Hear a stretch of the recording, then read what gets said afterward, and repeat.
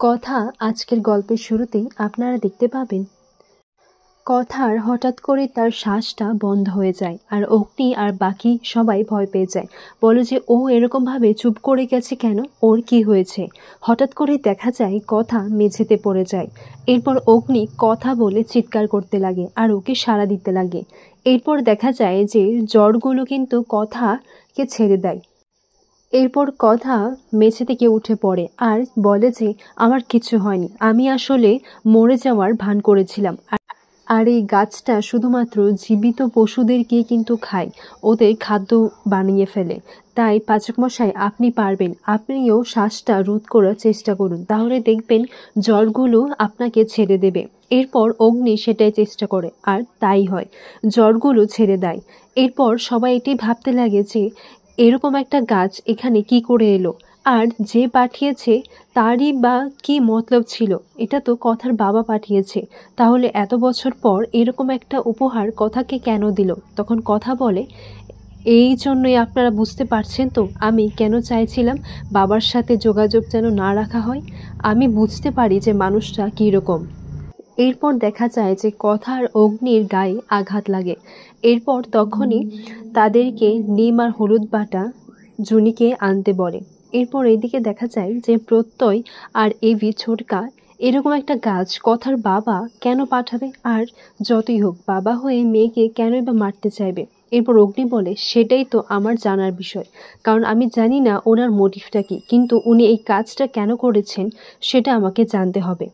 এরপর দেখা যায় যে অগ্নি কথাকে ওষুধটা লাগিয়ে দেয় আর ওষুধটা লাগানোর জন্য সবাইকে বলে একটু বাইরে যেতে। এরপর ছোটকা এসে বলে যায় যে আচ্ছা, তোদের এসব শেষ হয়ে গেলে আমাদেরকে কিন্তু ডেকে দিস।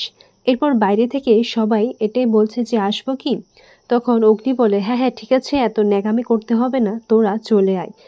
এরপর কথা বলে, আপনি বুঝতে পারছেন তো, এই জন্যই আমি আমার বাবাকে ঘৃণা করি। এত বছর পর মানুষটা আমার জীবনে কেন আসতে চাইছে এখন সেটা স্পষ্ট হয়ে গেছে। আমি জানি না আমাকে কেনই বা উনি মারতে চান, কিন্তু মারার তো অন্য কোনো পদ্ধতি ছিল, তাহলে এই গাছটাকে উনি কেন বেছে নিয়েছেন। তখন অগ্নি বলে, উনি আমাকে বলে কিন্তু এখানে এসেছিলেন, তাই আমাকে জানতে হবে।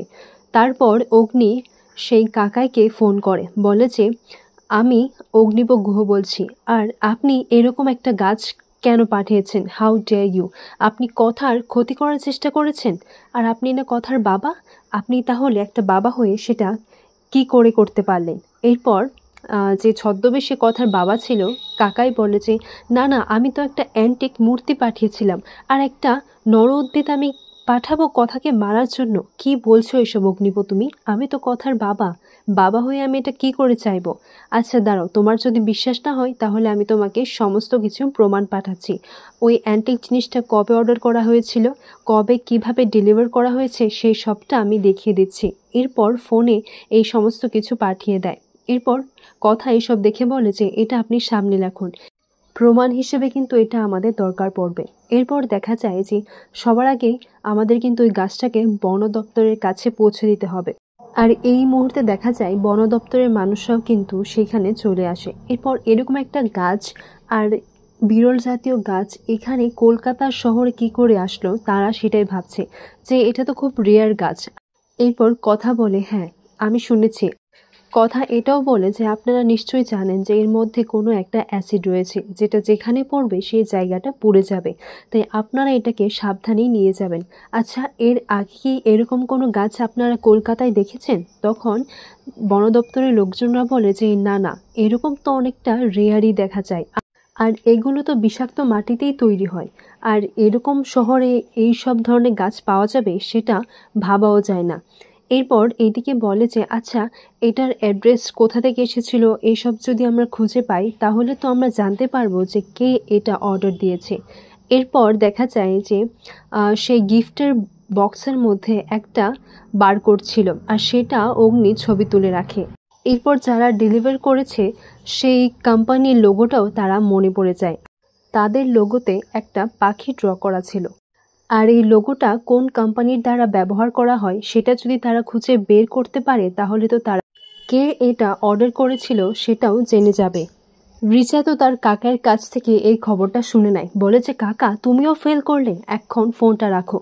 কথা কি করে বারবার বেঁচে যায়, আর এরকম একটা জিনিস থেকেও বেঁচে গেল কথা। সবটাই তোমার অভিশাপের জন্য হয়েছে বাবা। হঠাৎ করে কোত্থেকে কথার জন্য তোমার এত দরদ উথলে উঠলো কে জানে। কিন্তু ঠিক আছে, আমাকেই সবটা করতে হবে। আমার কাছে আরও প্ল্যান তো আছেই, আরও ডেঞ্জারাস প্ল্যান আছে। আমি এত সহজে তোমাদেরকে ছাড়বো না। অগ্নিপো আর কথাগুলি